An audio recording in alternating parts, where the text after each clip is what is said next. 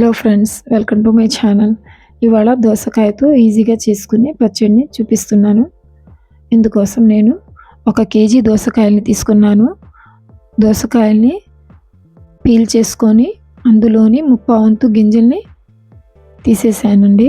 గింజలుంటే పిల్లలు ఇష్టపడరు తినటానికి, అందుకని కొంచెం మాత్రం ఉంచాను పులుపు కోసం. ఇవన్నీ పెద్ద పెద్ద ముక్కలుగా కట్ చేసుకోవాలి. వాటితో పాటు 2 టమాటోల్ని కూడా రఫ్గా కట్ చేసుకోవాలి. కట్ చేసుకొని ఇవన్నీ మిక్సీ జార్లోకి తీసుకోవాలి. మిక్సీ జార్లోకి తీసుకున్న తర్వాత దోసకాయ ముక్కలు, టమాటో ముక్కలతో పాటు 10 లేదా 12 పచ్చిమిర్చి తుంచి వేసుకోవాలి.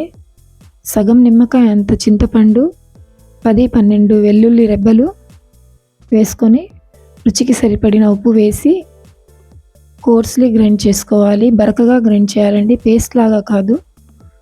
గ్రైండ్ చేసుకొని పక్కన పెట్టి ఇప్పుడు స్టవ్ ఆన్ చేసుకొని కడాయి పెట్టుకొని అందులోకి 2 టేబుల్ స్పూన్ ఆయిల్ వేసుకోవాలి.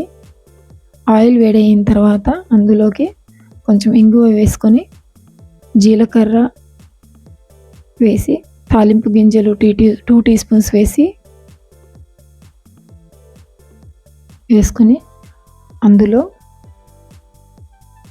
క్రష్ చేసిన చిన్నుల్లిపాయలు వేసుకోవాలి. 2 లేదా 3 ఎండుమిర్చి కట్ చేసుకొని వేసుకోవాలి. దాంతోపాటు ఫ్రెష్ కరివేపాకు వేసుకొని అవన్నీ చిటపటలాడిన తర్వాత అందులోకి మేము గ్రైండ్ చేసి పెట్టుకున్న పచ్చడిని వేసుకోవాలి. వేసుకొని అంతా బాగా కలిపి దగ్గర పడేదాకా ఉడికించుకోవాలండి. మధ్యలో ఉప్పు సరిపడిందా లేదా అని చెక్ చేసుకొని అవసరం ఉంటే కలుపుకోవాలి. కలిపి బాగా కలుపుతూ అది బాగా థిక్ అయ్యే వరకు కుక్ చేసుకోవాలి.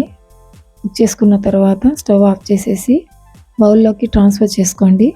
ఈ చట్నీ రైస్తో, బ్రేక్ఫాస్ట్లో దోశ, ఇడ్లీ వీటితో అయినా సరే చాలా రుచిగా ఉంటుందండి. చాలా ఇష్టపడతారు తినడానికి,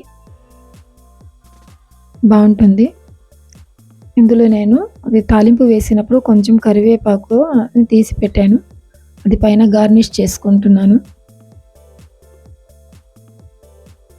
ఇది రైస్తో అన్నిటితోనూ సర్వ్ చేసుకోవచ్చు. వీడియో కనుక నచ్చితే లైక్ చేయండి, షేర్ చేయండి అండ్ సబ్స్క్రైబ్ చేయండి. Thank you friends.